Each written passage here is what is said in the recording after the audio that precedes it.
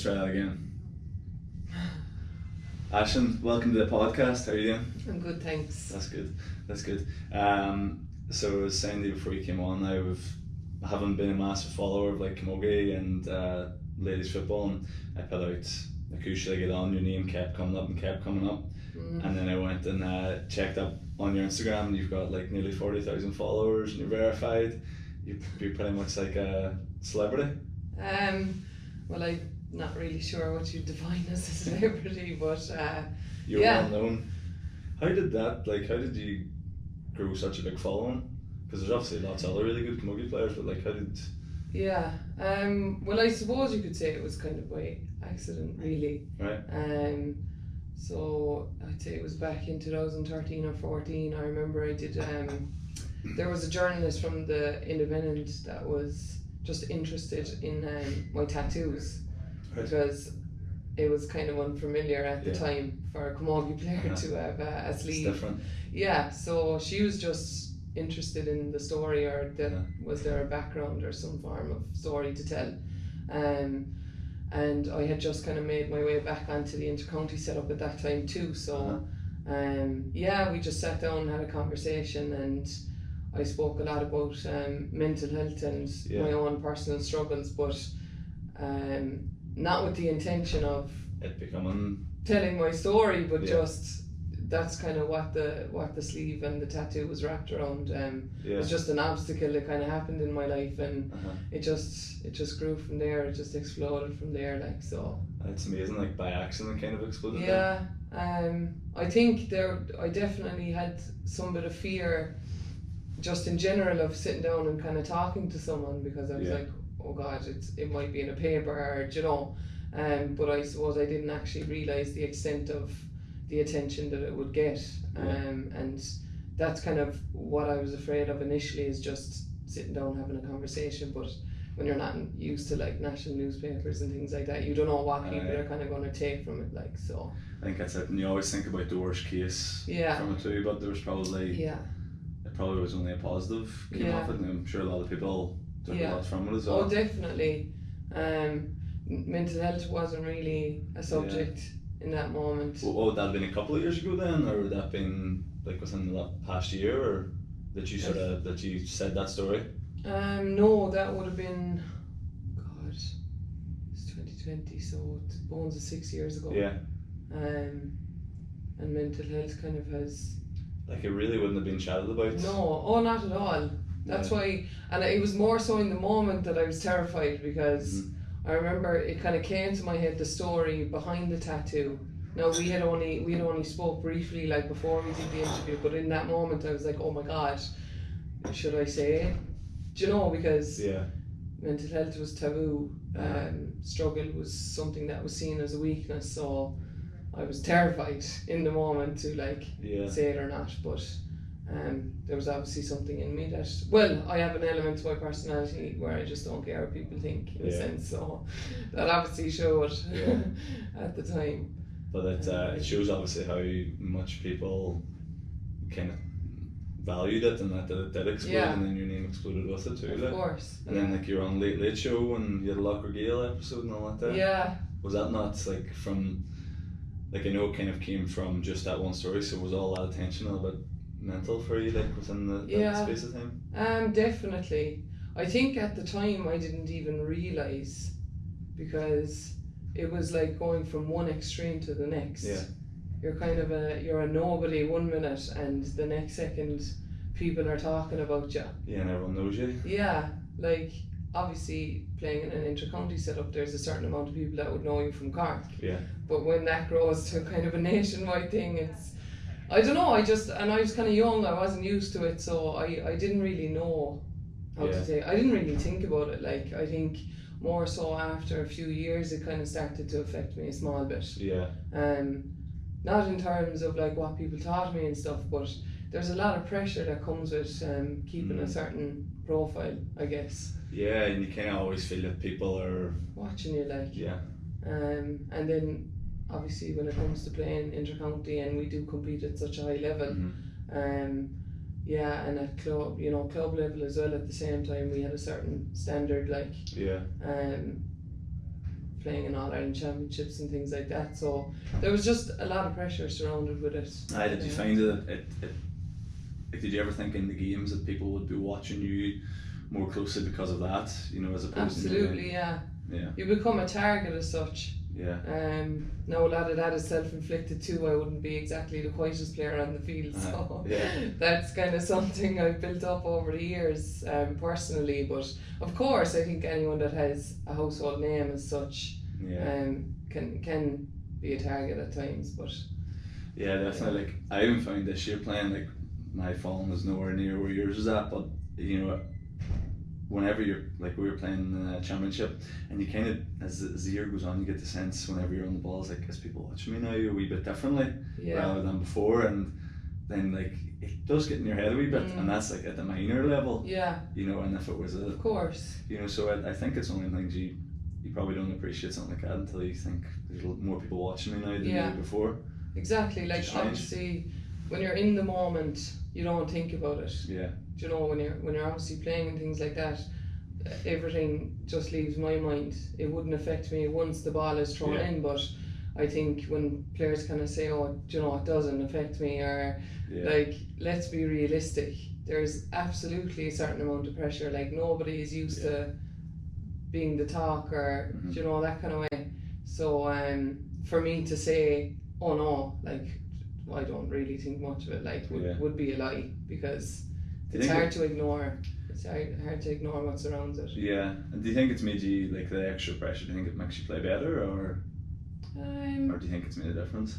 No, there is obviously an expectation and a high one, but I think just from a very young level and the type of players and teams that I've been surrounded with, we've always had that confidence in ourselves, and we've been extremely successful from, you know, a young age all the way up to intercounty. So I think just the environment I was brought up around in sport was an extremely positive one, and I think it was more so the players and management and people that I was surrounded with from a very young age up to intercounty is what kind of I suppose, you know, it's always kind of the way I've been, and it's helped me to kind of definitely. Like, I suppose whenever you're kind of, when you've been in teams that have been winning so long, you've always had pressure on you too. You're a bit more used to dealing with it, and you probably, I'm guessing, being one of the bigger players in the team, you used to sort of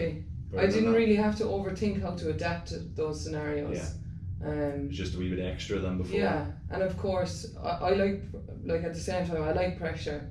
Do you know what I mean? I think even big days, like big games, they're the games where I kind of bring the best out of myself, and that's just the way it is. Like, so of course it can kind of get into your head and things like that before the day comes, but I think with age, with experience, you learn how to adapt, you learn how, you know, to cope like with those pressures and nerves. And as I said, once you've been involved in an environment that can handle that pressure from a very young age up to senior level, no matter what the circumstance or profile, you just learn how to you learn how to get on with it. Get on with it, exactly.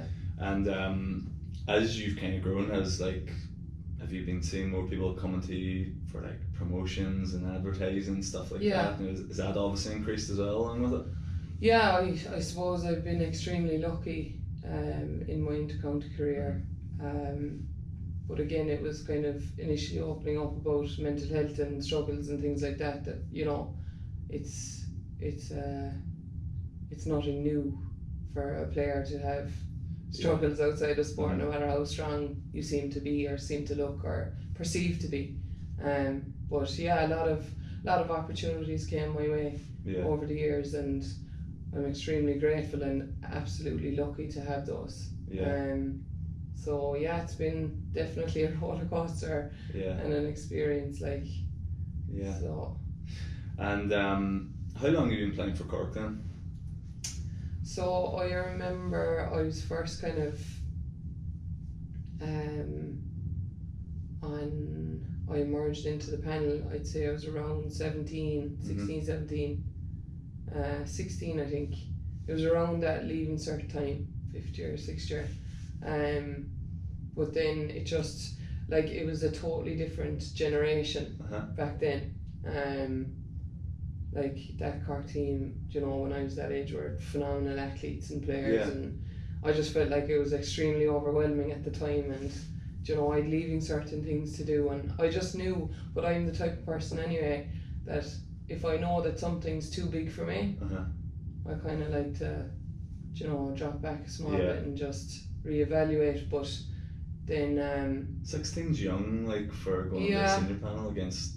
Yeah, exactly. Adults, actually, I played I think it was a league game against Kilkenny, and I was on Elaine Aylward at wing back, and she's like extremely tall, like, you know, very strong, would absolutely blow you off the ball, and I was like a little squirt, like, do you know what I mean? Skinny, like no muscle whatsoever. There was no such thing as strength and conditioning at the time, like, and I was just like, oh my god, I'm way over my head here.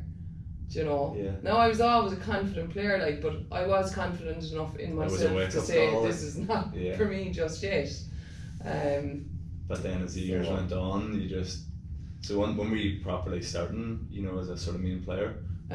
So I kind of played with the, what would you say, developments, even senior B or intermediate. I did, like, you know, dabbled in that for a few years to kind of bring up my level of play, I suppose. But I had a car accident as well in 2009 when I was 19. So that obviously set me back for 2 or 3 years. That was the main reason, but I emerged back onto the squad then in 2013. We won our first All-Ireland club at senior level. You were a big part of that then? That year, It was 2012, but obviously the finals are played in March, so it was 13. And that year I was asked to come back onto the inter-county senior team. And was that not kind of a great moment, like, from having such a sort of roller coaster up to that point, like? Yeah, it was. It definitely was. No, I actually hadn't the intention of playing for Cork. I just was kind of, I suppose we were so focused on club, and I think there was only 2 girls at the time that were on the Cork senior panel that played for our club. Now, you could have had 10 on that team. They're phenomenal players, like, and I think every single one of them have played inter-county at some point underage. But we were just so focused. We were like an inter-county setup as it was. And club was number 1 for me. So I didn't want to upset that, like, we had one goal and one focus. So I actually questioned it a lot, and it was only for a couple of players on the Milford squad that said, do you know, go for it, because you never know what might happen. You're not glad you and I was adamant that I wasn't ever going to play for Cork again. It worked out well then. And then I was like, do you know what? It actually mightn't be a bad idea. So I was only one or 2 of the girls that kind of pushed me to do it, and so. And then playing for Cork for the first couple of times, what was that like? It was very daunting. You know, when you're so used to being around a certain group of players and emerging into, you know, I set up whether it's players from all angles of the county, and you know, there's a certain amount of revenge and things built up, you know, with clubs. So obviously it was huge, like, but I always kind of went in, put the head down, did my job. There's players that were there for years, like, but I've always showed them the respect, you know, that they deserved. But just kept the head down, minding my own business. Had 1 or 2 of the Milford girls to kind of keep me going, and you know, I was happy out, like. And then how long after that was it that you won All-Ireland, or your first All-Ireland? We actually only got to a semi-final that year against Kilkenny, but the following year was when I won my first one. Is that not amazing, winning the first one, like? Like, being I'm sure since you started playing, like, that is the dream. It was, definitely. And I never thought that it would. No, don't get me wrong, I don't think there's anything like club winning a Club All-Ireland. It's a completely different feeling. But I never thought that it would actually, and I know it sounds strange, but it would actually mean so much. Because it was only my second year back, totally unfamiliar with the group of players. But I think it's once you cross the 4 white lines, it's just everything, everything takes over. So you never actually expect the reaction you get when you're only 2 years playing with these people. But it was unbelievable. Like it's the ultimate, the ultimate goal. How do you go from winning that there to going back to like a normal club game? Is it not just like such a drop in the buzz, or? No, because Milford are just that level. Now obviously things have changed a lot in the last couple of years. We've lost about 20 of the panel we used to have back in 2013. You must have a massive panel as well, like. Oh yeah, we had 30 odd, and like Milford is just a tiny village in the middle of nowhere. But it's just that group of players that developed from when I was 5, 6 the whole way up, like, and we obviously had, younger girls then as well that like were driven by us basically. So we had 30 something on the panel in the beginning. But it was I'd look forward to going back, like I couldn't wait. You didn't the motivation didn't go after that there? No, absolutely not, because we only had one thing on our minds again, was to win another All-Ireland. So. And then when did were you only sort of made captain then in the past couple of years, or was it soon after that there, first All-Ireland? So, God, when was I captain? I should know this. Big moment. It was 2015. Was it? So it was 2013 was the first, 2014 was the second, 15 I was captain then. God, that could be wrong. Somewhere around that anyway. Or 16. I'm trying to think. 18, 19. No, it was 15. Yeah. Sorry. So after winning the Club All-Ireland in 13, 14, it must have been the 15th. Oh, you won that many All-Irelands, you just lose count of them just.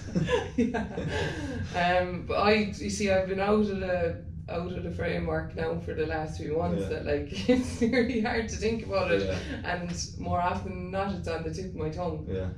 It was either 15 or 16.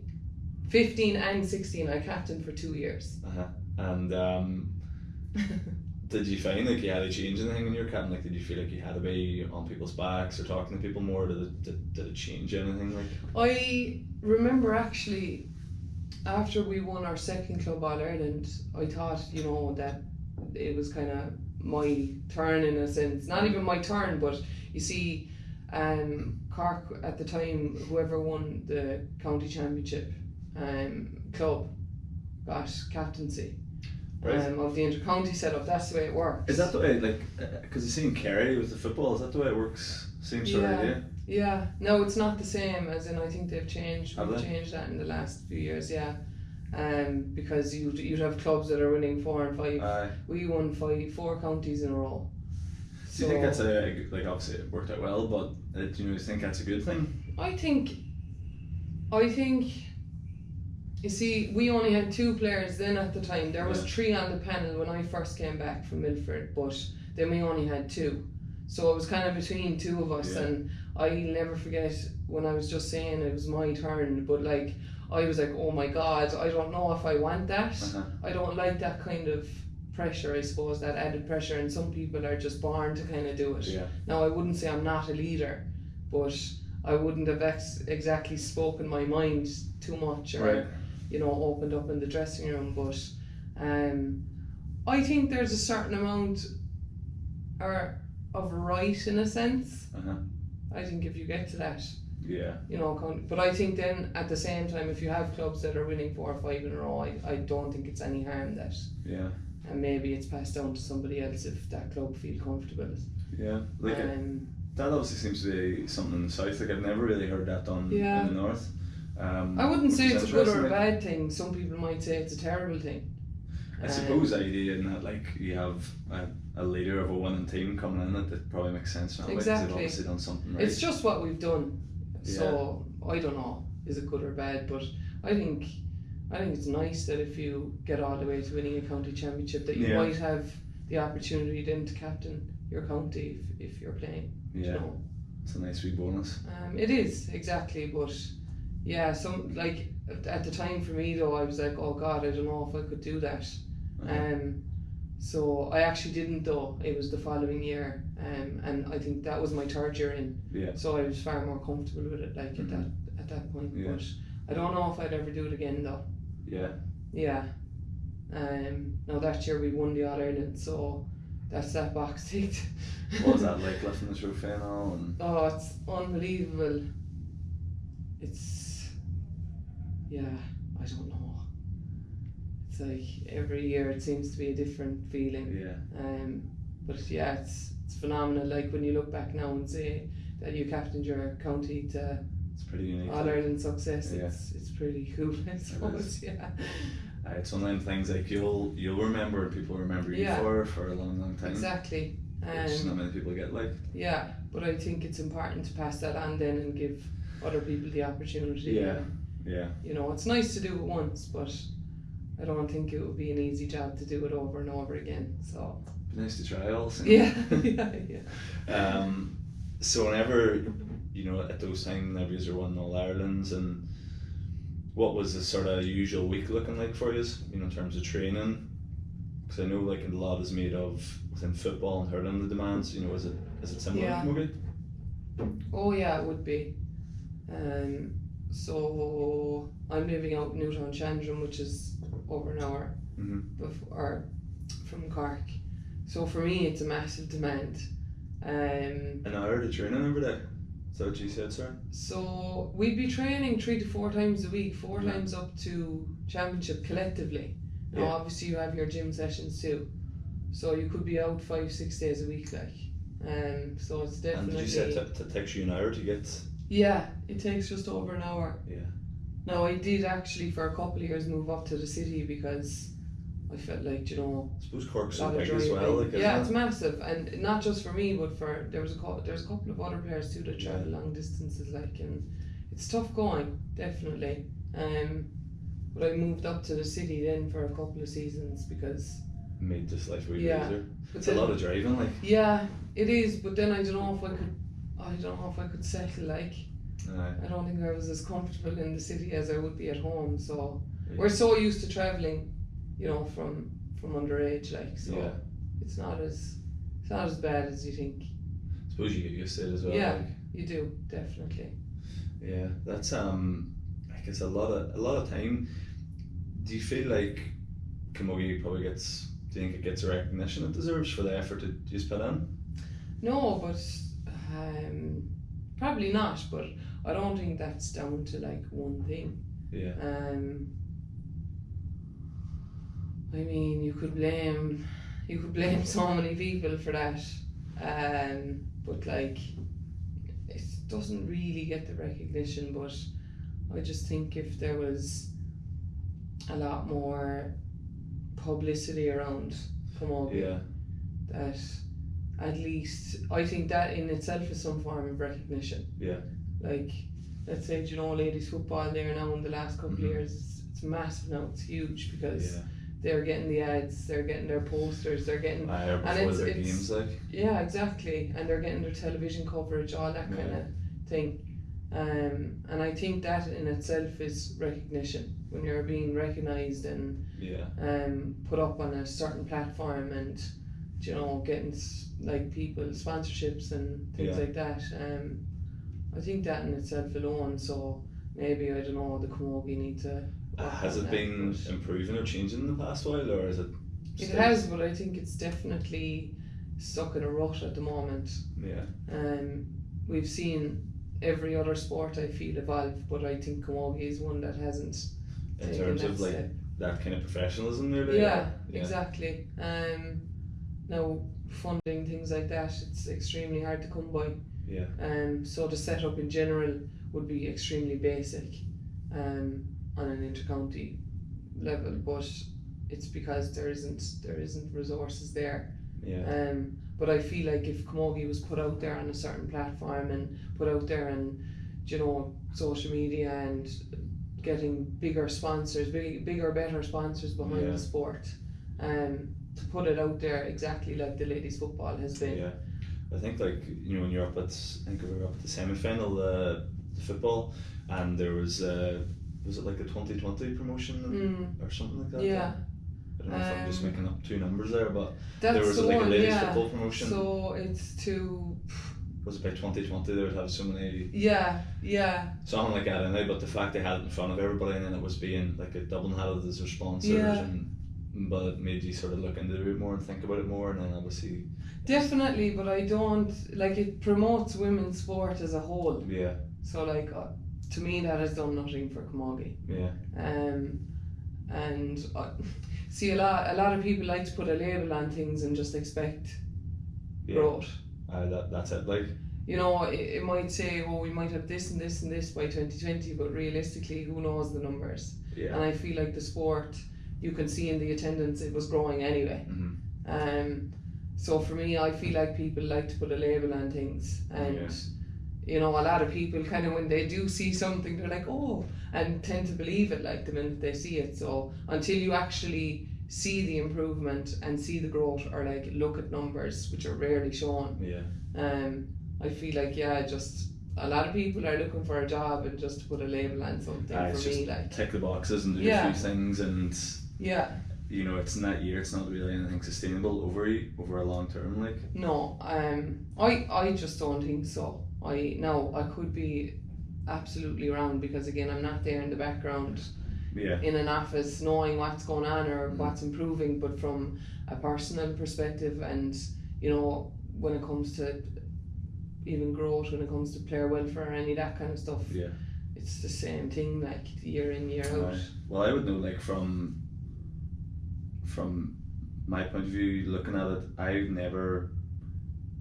you never see any promotion for camogie or anything. Even ladies football, like I'd say if you were to ask the majority of people, maybe it's just up in the north, it's just not given the same attention, but if you were to ask the majority of people who won All Ireland last year, they probably wouldn't know. But if it was hurling or football, everybody would know. Oh yeah. And even on TV, I can't remember the last time I seen a camogie match on TV. I know. Even though Slackneil are doing so well and teams like that, but should have taken the club finals, which is Yeah. Crazy. I think when we played in our few, that was the few that were televised, but it's gone now. Like I know there's maybe I've just missed games, but you see very, very little, and even on like social medias for Gaelic or football, there's you know, you always see the highlights of the matches, but you don't see but and things like that doesn't help. Like even, let's say, and I'll never forget it, going back there, just let's say when Cork played their semi-final this year in the Camogie, and they played Galway, and that's an All-Ireland Championship semi-final, and I picked up a national newspaper, and I won't mention the one, or sorry, not a tabloid, but what's the word for those big newspapers? A good one, basically. One of the main newspapers. So yeah, there was no report on the game. Really? Yes. In the semi-final? And I actually couldn't believe it, but that's when it brought me back to these people who are like, oh, this will get better, like the 2020 camp. Like, should you not have made sure? Now, it's not down to them, I don't know, but like if you're promoting that sort of campaign, how could you not make sure that like that would be in there? Camogie, at the end of the day, like there's a vast majority, or not even, there's just a wide variety of women's sport in the country, but ladies football and camogie are probably one of the top. Yeah. So how did you not make sure? You would think that would be obvious. There's obviously someone that's working behind the scenes to make these changes for 2020, but there's an All-Ireland Camogie Championship game on there, semi-final, and there's no report. In the biggest newspaper the following day. You would think whenever you're doing something like that, you go, right, let's get in all the medias, and so that for me, it's just things like that. Like, how can you expect the game to grow and progress? Yeah, when you're not doing the simple things like that. But no one's going to call anyone out in it. Do you think that within like ladies sport in general in Ireland, there isn't enough people maybe talking enough about it, or? No, I don't think so. But I think people are afraid to talk about it too. Yeah. I mean, you don't want to insult anyone to the point where it might affect your team or yourself as a player. You know, people take things to heart very easily, so you don't want to upset anyone at the same time. I think, you know, especially if I was retired anyway, I definitely wouldn't hold back. Yeah. But I think I have a duty as a team player not not to say certain things. And that's wrong. I'm not saying it's right, but there's a certain fear because you can't insult people like. Yeah, and you don't want it to be like this is, if you're captain and you say it and the Cork team thinks this. Yeah. Actually, it's just your opinion, but you can label as a team, and then the team's under more pressure, so you understand it. Like you can insult people, that run the show or are above that or surrounding that. You don't want to insult people. It's very easy, like so. Yeah. So yeah. It'll be interesting to see how those sports grow over the next sort of couple of years. It will. You can only imagine with social media and everything growing, it should get better in the way the ladies' game is going. But that's it. You need somebody you see that's going to use that platform. Yeah. I mean, everybody picks up a phone now. So like, it's using that social platform to grow the game, exactly like ladies football have in the last couple of years. And that's key. That's how we're going to grow the sport, is to put it out there and put it on a visual platform for young girls and teenagers to look at, and parents even to see that, like, oh, that's cool, like. Yeah, I think that's probably the thing, like, because obviously within female sport there's a big drop off when you get to a certain age. Yeah. Probably one of the things that contributes to it is whenever you don't see the games and you don't see even athletes themselves, you don't have that sort of buy-in, like, oh, I want to keep doing this here, which doesn't help. The drop off within female sport in general, like, it's huge nowadays. But again, there's so much pressure when it comes to things like Instagram and celebrities and all this crack, and that's what children are looking at. That's what teenagers are looking at, and self image and everything. That's what they're worried about. So if you're not going to put lady sport out there as something that's cool and still feminine, and you can still be a girly girl or whatever the case may be.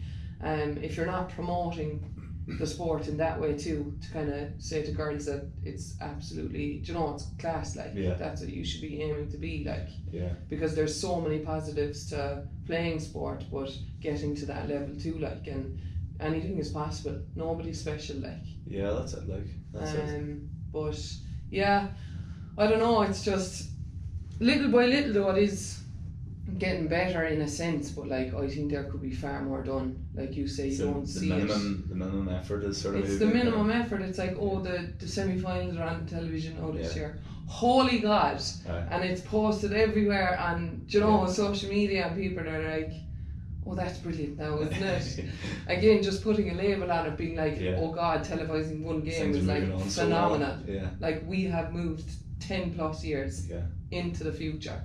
It's like, how, like, it's, when you look at it that way at all. But that's right, because I never even really thought of it that way, because you obviously, the ladies, the football games were televised, and even the attendance had went up, and everyone was like, this is amazing. You're like, fair play, that's good. Now whenever I sit and think should be the way, like, it's really not that impressive, like, that's the way it makes sense, like, it should be like that. I mean, I don't think there's, I just don't see the obstruction, or how it's that difficult to grow the game at a a much higher level, or whatever, a bigger speed. But again, I'm no expert. I'm not in the background. I don't know what the obstacles are, and obviously cash is king. And the GAA have a much bigger bank account than the Camogie Association. Let's be realistic. Again, I haven't seen the account, so I could be wrong.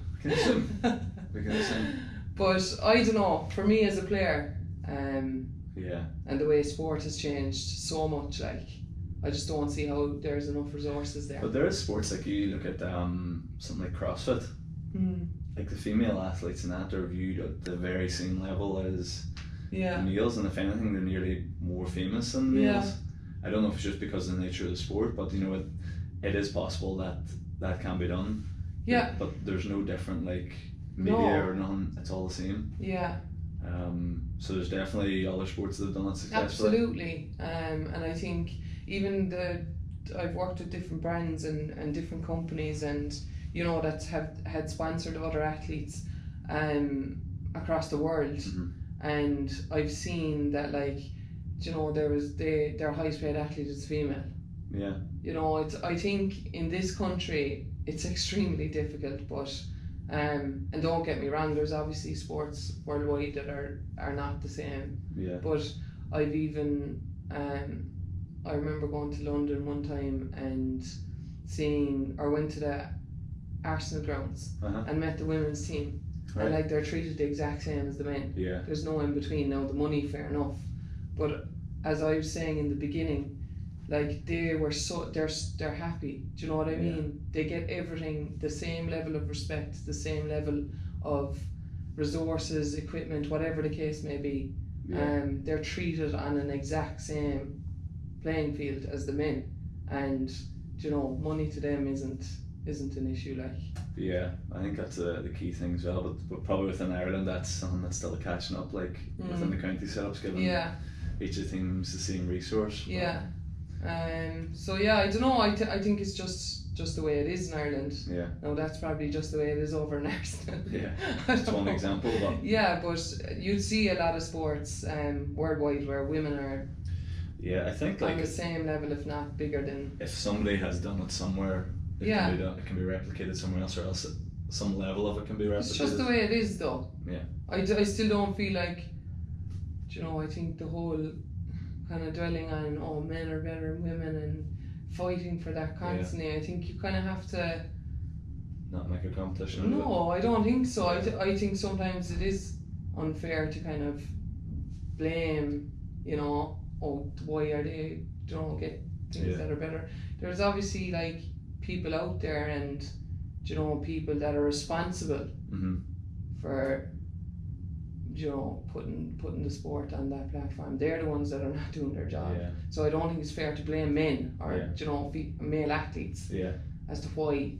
I mean, it's people promoting it and advertising it and the governing bodies. And that's a difficulty. Yeah. Is this mine here, or is this yours? That's yours. So how was it not playing for Cork last year then? Was that tough to sort of sit out and watch? Well, I wasn't watching. Shock. Because it's not on TV. Here we go. Yeah. It was tough, like. It was tough, but I think at the same time it's just I wasn't in the frame of mind. I think if I was playing I wouldn't have got what I wanted out of the year. Yeah. Out of myself now.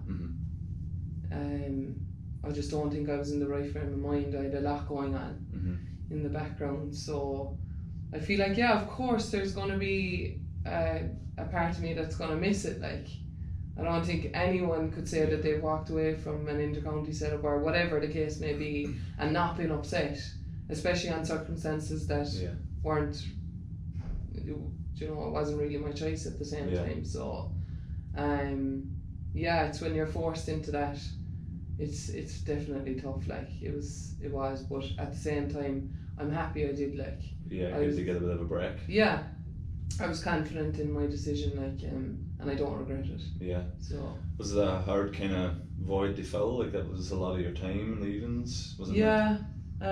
It definitely was. Yeah, things got very quiet, but again, I had my club to fall back on. Yeah. So I had that to keep me going, but you know, when you're not training, we wouldn't be. You know, we're not the same team we used to be. We kind of had 10 turning up to training now, which is very strange. It's just not the same. People have moved on. Like majority of that team are gone. So, but it's still it was still lovely to have that. Like, and it's always there to fall back on. Like, not fall back on, but to come back to too. Like, yeah, definitely. And they're the most supportive people I've ever come across. So, it was nice though. It was nice to cut such a huge part of my life out, but have people like that to fall back on. Yeah. And are you hoping to play them this year, or what's your thoughts? if you're well, I haven't decided anything because I just want to make sure that it's right for me. Yeah. Now, of course, I'd love nothing more than to play for my county again, because I definitely don't want to finish my career on anyone else's terms. Yeah. So, or just on that note. Yeah. So, Yeah, it's definitely something that I've thought about, but I want to be in the right frame of mind. So I'm not sure whether that will be this year or next year. Yeah. Or maybe even 2 years' time. It's not a decision day rush, like. No, it's not. And I've seen kind of, you know, especially last year, I needed to take that time out. Mm-hmm. Obviously, given the circumstances, but I think I actually just needed a break. Yeah. So I'm not sure whether this year is the time. Yeah. But then again, who knows? Like. Yeah. Just have to wait and see. See what happens. Yeah. Yeah. So this is a podcast partly about gym as well. Do you do any gym work? I do. I'm mad into the gym. That's good. What do I you love do? it. I'm all weights. Yeah. I won't go next or near cardio now. Obviously, if I'm training with Cork, I have a certain program to follow, but I just love weights. Now I'll go for my cardio might be going for a run somewhere. Yeah. But I'd never get up on a treadmill. Like, No. And what sort of stuff are you doing in the gym? So at the moment I've been doing. Now I went back a few weeks ago just because, like, even in off season I'm always in the gym because it's just time to burn. I guess. Yeah. And it's good for you. Yeah. But fashion stretch training it's called. So obviously The FST 7 stuff? Yeah. Because I lost a lot of muscle mass as well. Now Right. I wouldn't have been going to the gym when we were playing club championship because we just, like, we weren't at that level obviously, and at the same time it's kind of we just go out and play and hope for the best, which is nice though. There's not as much pressure. It's nice to go and enjoy your sport at the same time, just have the crack, like have a laugh. So very few players get that. Exactly. So it's definitely an eye opener that, like, there's so much more to sport than the pressure that's under you. Like you kind of forget to have fun and be happy at times. Yeah, definitely. And we had a lot of crack this year, so that was nice. No pressure. But yeah, at the moment I'm doing that because I would have lost a lot of muscle. So what would, like, a typical workout in that look like for you? It's very bodybuilding-esque stuff, isn't it? It is. So you'd have your, like, it's like biceps, triceps, calves, day 1, and then legs day 2, day 3 off. Then you're on day 4, day 5, day 6, day off 7. So how do you find that? I love it. Yeah. I just love kind of progression. I love to see like just change, like. Yeah. And I'd spot even the slightest change in my body. Like, I'm very aware of what goes on, like, and obviously what it does for me mentally. Yeah. So it just gives me a purpose in a sense. I think the gym is so powerful for clearing your head. And like, I was saying before, like, I have the gym down in Derry, and I think only probably realised recently, like, you sort of think for a long time it's my thing, it's my gym, and then a couple of them were saying, like, oh, you know, this is my 1 hour, I come down and I clear my head, and you start to realise that, Jesus, people are coming down here because they maybe had a shit day. This is 1 hour they're looking for, and it just, people can come in a bad mood and leave in a completely different mood. It's an amazing thing. People just kind of, it's just, because, like, even when I went back, like, people kind of got the intention, oh, she's definitely back, you know, this year, and it's like, no, like, it just does something, like, I get out, kind of, I've no one annoying me. I always go on my own as well. I just love going on my own to the gym, which probably most people hate, but it just makes me feel like, you have a purpose, and it just makes you feel good and whatever. I don't know, as you said, just an escape. Like I was doing a podcast with guy's an MMA fighter, Paul Hughes is called, and we were chatting that, like, how more people don't train or go to the gym every day is amazing. You know, it's like, you know, the difficulty of actually going and doing it, but the feeling you get after it is you never feel bad about doing it. But I feel like a lot of people then are very body conscious, you know, so especially women, so, like, they're kind of conscious of who's going to be there, do you know what I mean, or what am I going to wear and stuff like that. But it's obviously grown a lot over the last couple of years. Like, I think it's definitely improving. Another thing I see a lot is, like, I think women seem to be very scared of going to the gym and getting, like, really big. like I'll have ones doing something that Exactly. gosh, I don't want to get really big shoulders and arms, and like I know.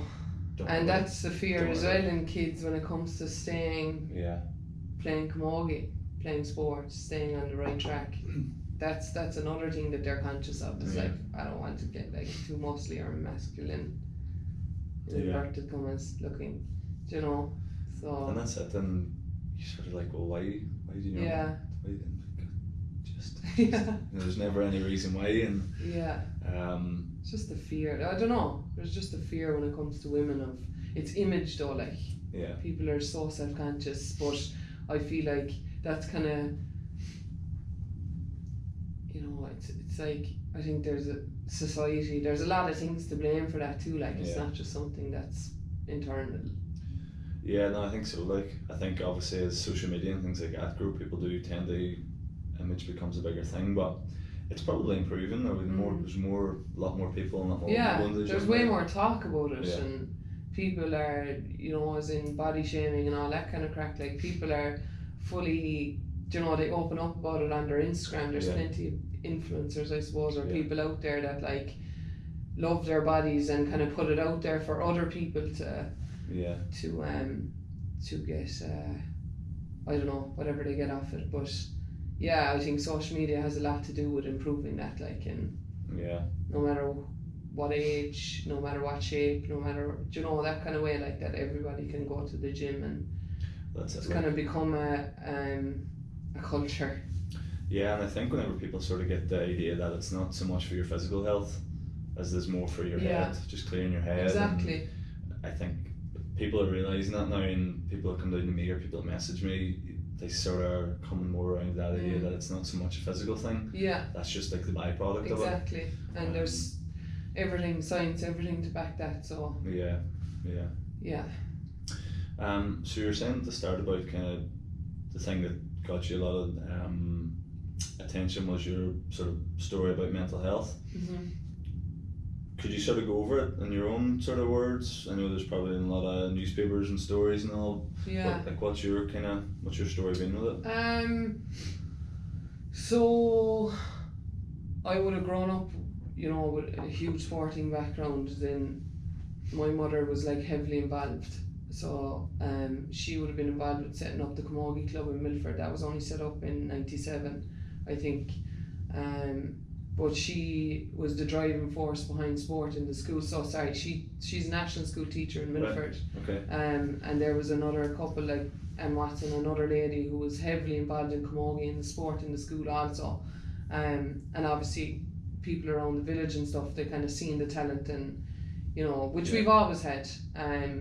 So Mam was the driving force behind me. Mm-hmm. She was an athlete herself, and like played everything, did hockey, won 2 All-Irelands of football, and you know, just like, and my dad would have played, so we just grew up around that GAA environment.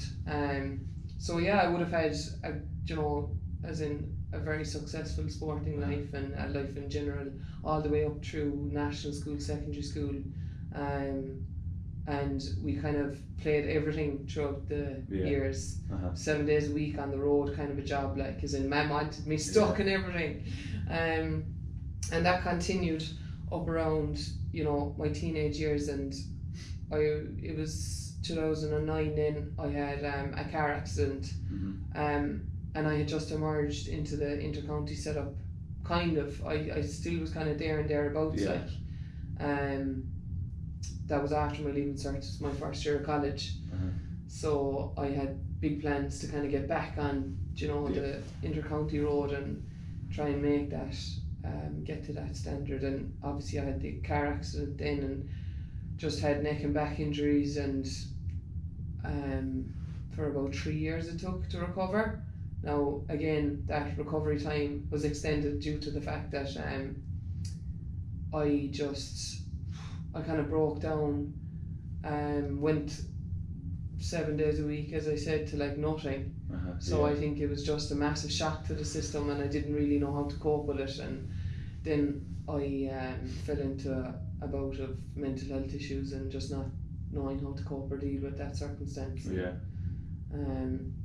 Just kind of put my time into hanging around people that just weren't good for me and trying to find another way to fill that void but keep that excitement going. So just up to all sorts, and just fell into a bout of depression, and well, you know, kind of just lost my way. Like I wasn't the same person or athlete, and you know, I had a massive part of my life taken away from me at such a young age, and there was no resources out there at the time on how to cope. So I just lost a rag basically.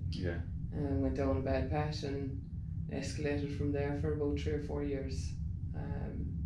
I suppose like that being such, like, it was your purpose your whole life, and then for that while it going away, it's this bit a tough thing to deal with, like. And definitely. then, as you said, at that time nobody was ever talking about no. So you probably felt like you're on your own nearly. Oh yeah, like just at war with yourself. Why am I feeling this way, like, you know? And you feel like so much resentment against everyone. Even like my beliefs in God, I was like, why do I deserve this? Like, why am I feeling this way? Do you know, totally incapable of trying to figure out what was going on, and like I went to counsellors even and things like that, but I just had a lot of resentment, a lot of anger, I suppose, because when you're not the same person or athlete, even when I did go back training and competing, I wasn't at the same level, and that was extremely frustrating because I couldn't figure out why, but it was simply because my well-being and my mental health was struggling massively. But no resources wasn't spoke about, so so how did you bring yourself out of that then? So I kind of just hit rock bottom. I don't know, it's just no, I never gave up the sport. Like when I did go back after the car accident, now I was a completely different person. Like I was still heavily what would you say, just heavily at war with myself still.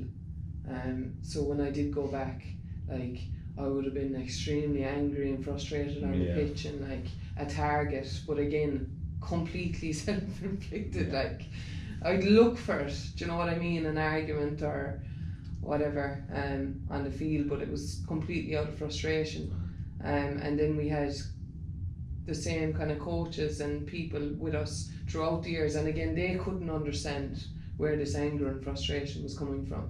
Now they knew that I was up to no good in my personal life, but they decided to teach me a lesson by taking me off, or do you know, and it was like a ticking time bomb.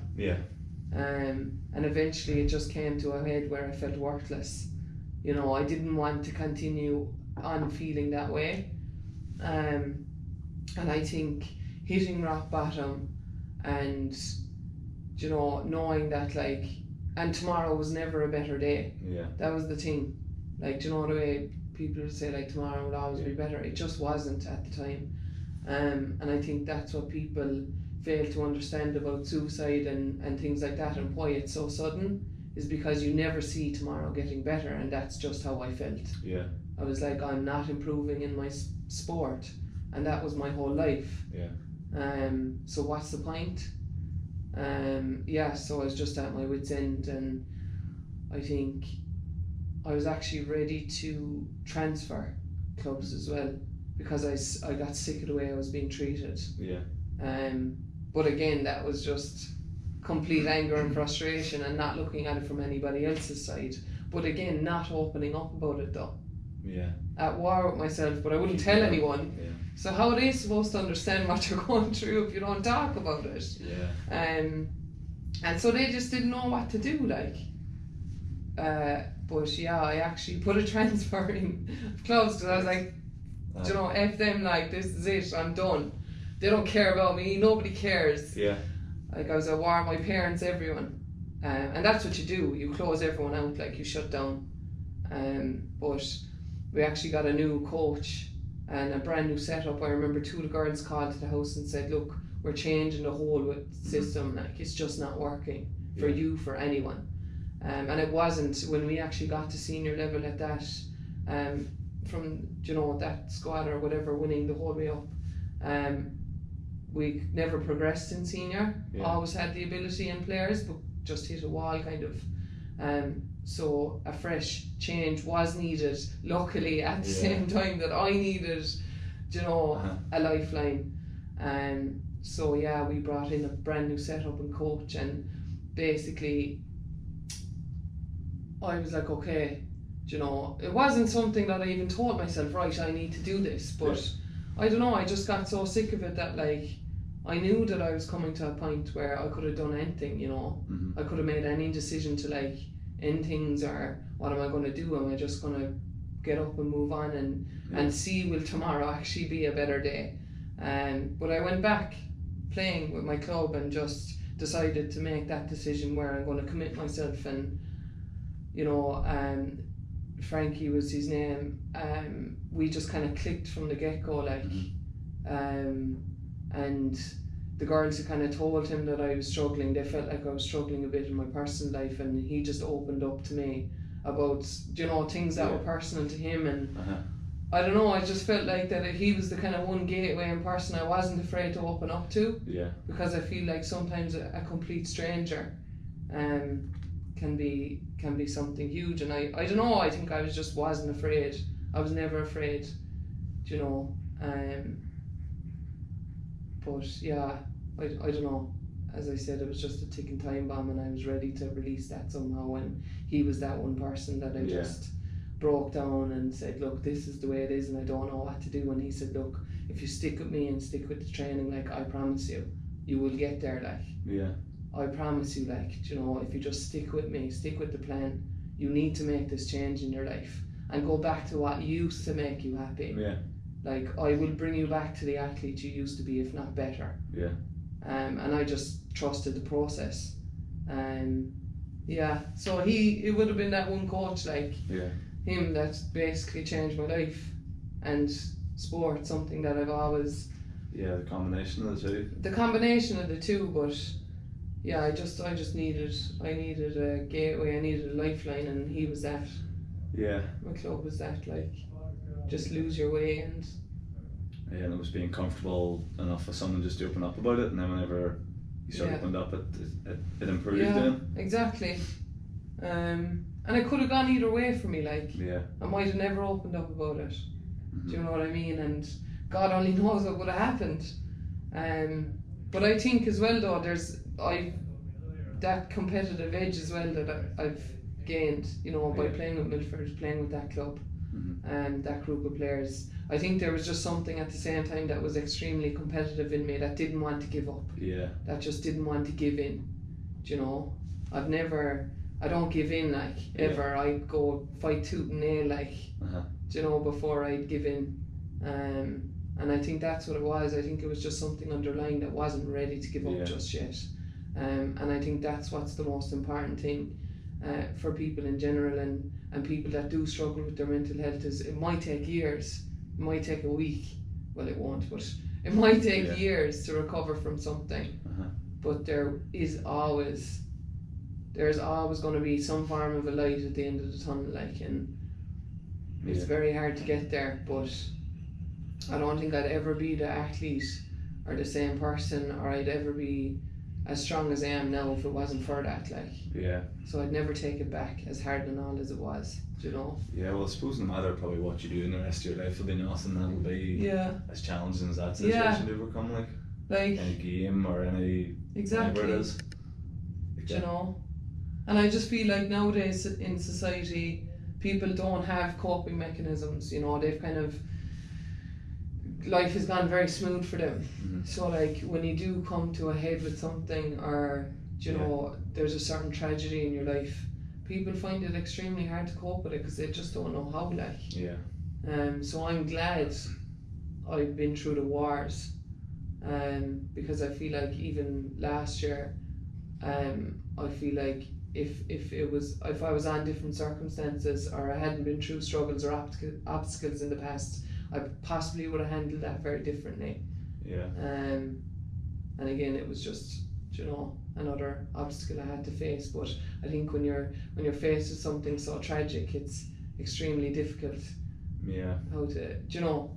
I think or deal with it. Like, you know, I think that's something you hear a lot, is having those coping mechanisms and different things, and like for someone that could be the gym, or it could be sport, or it could be opening up to somebody, but it's trying to figure out those ways, isn't it? Like, yeah. But the big thing is probably, I'm sure the big thing with you was just opening up about it. Yeah, definitely. It's just my sport, going back to what I fell in love with from day one. Yeah. What's always made you happy, do you know? Yeah. That's what I thought to myself. I was just like, I need to just get back. Yeah, it's your purpose and passion. Ashling, like, do you know? Exactly. It was my purpose in life always. It still is. Like, sport is my life, like, and I wouldn't change it for the world. But yeah, eventually you just gotta decide, like, do you want to keep pushing on or just be stuck in the same? And like, if you think you were looking back to you then, what would you be telling yourself now? Like, what advice would you be giving yourself? Or anyone that's in that sort of situation, what would you be telling them? Just like,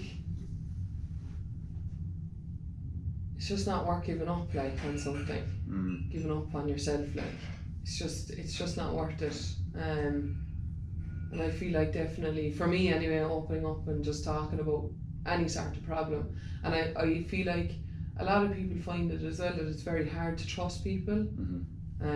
But like, I kind of at a stage now where I've confided in so many people, and have a lot of people that you know, I would not trust now, like, or you know, could have told somebody else, or just don't have a fear in opening up about your mental health, because there's nothing to be ashamed of.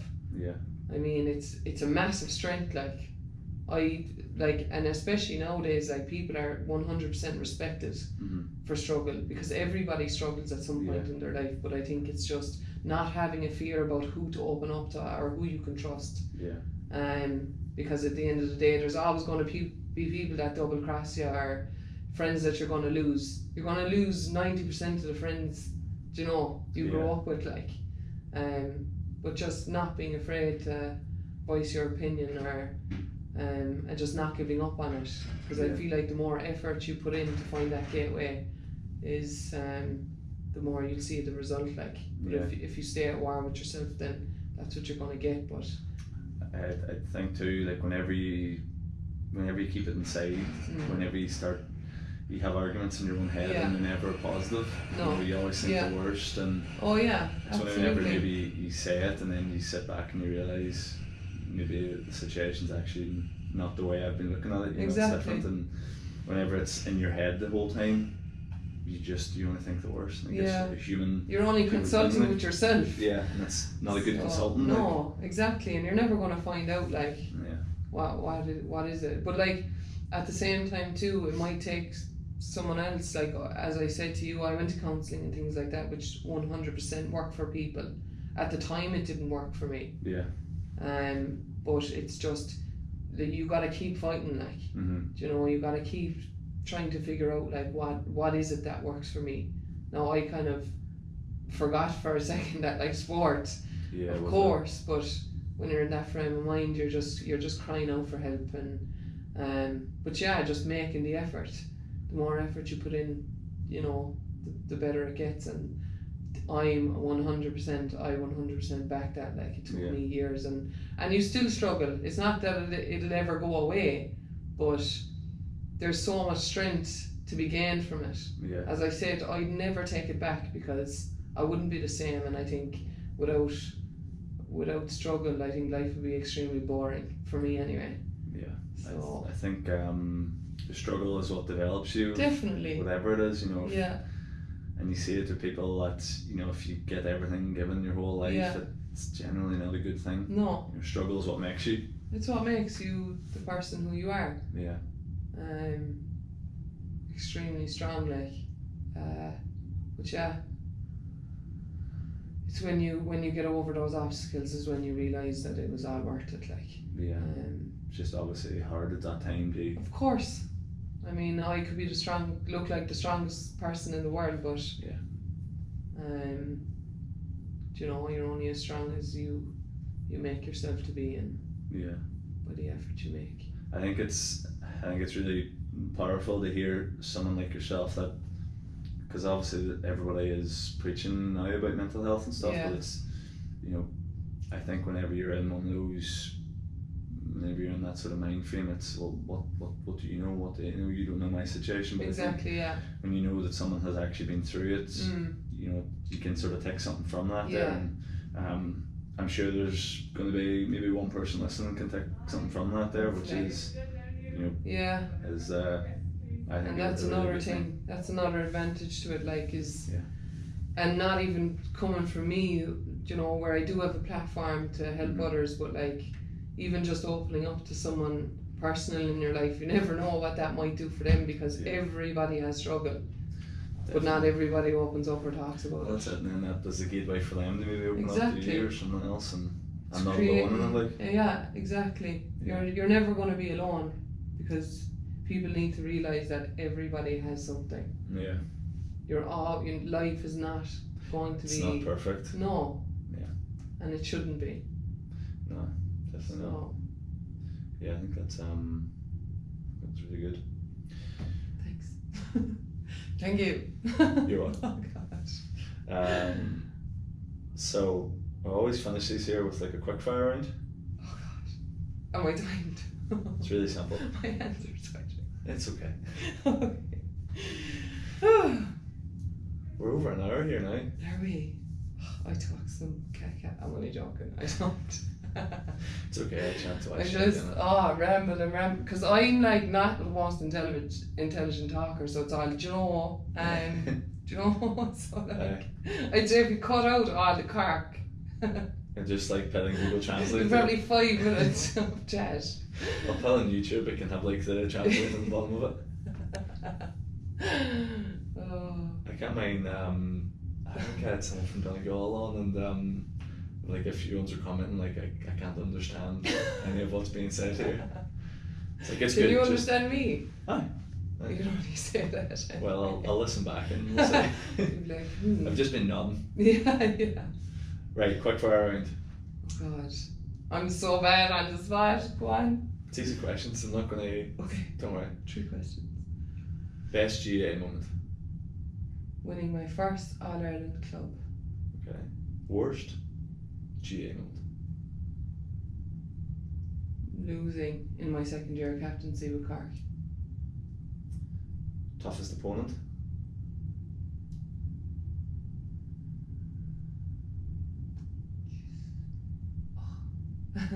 Hold on. Toughest opponent. I don't know. I think the person you mark in training should be your toughest, so I'm going to say that. Fair enough. We were always told that in Milford, which was true. Actually, yeah. Anyone of the club girls back then, we were winning All-Irelands. Holy God. Real high standard challenges. Yeah.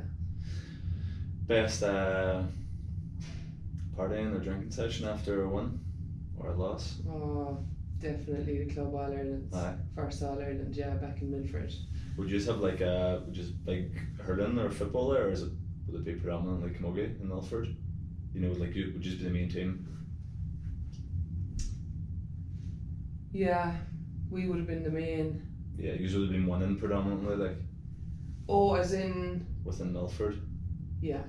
So whenever everybody whenever you won, it was a big thing, wasn't it? Because you're used to winning. Yeah. Yeah.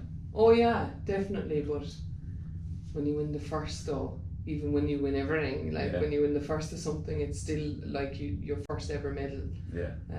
Absolutely wrecked the place. And I will say, I actually lied. I didn't lie, but that final worst GAA moment was actually, so let's say after our second club All-Ireland, we got to a semi-final of an All-Ireland the following year, but we were unbeaten in 20-something championship games. Okay. So from our first ever championship game in 2012, when Frankie came, to our third year, going for 3 in a row, we were unbeaten in that entire time in championship. We're on the same record as the All Blacks. That was my worst GAA moment, was losing that semi-final. It was genuinely like losing a family member. I'm not joking. You could bring up that conversation to any one of us 6 months down the line and the tears would just fill, but we won the All-Ireland the following year, so we made up for it. Yeah. That was my worst moment. Fair enough. Best advice to anybody, any young players, or just advice in general for life, for camogie? I think whatever you put into your sport is what you're going to get out of it. And just what sport has done for me in general, it's changed my life. Like, so I just feel like no matter how talented or whether you are or not, I think the harder you work at something, like, is when you're going to get the rewards. Yeah. And yeah, that's kind of it really. Just never give up on something that you know you love and you dedicate your life to. I just don't think it's worth ever giving up on something like that. So just stick at it, give it 110%, and the rewards will come in some form. Good advice. Right, thanks for coming on the podcast. No problem. Appreciate it. Thanks for having me. No problem. Sus.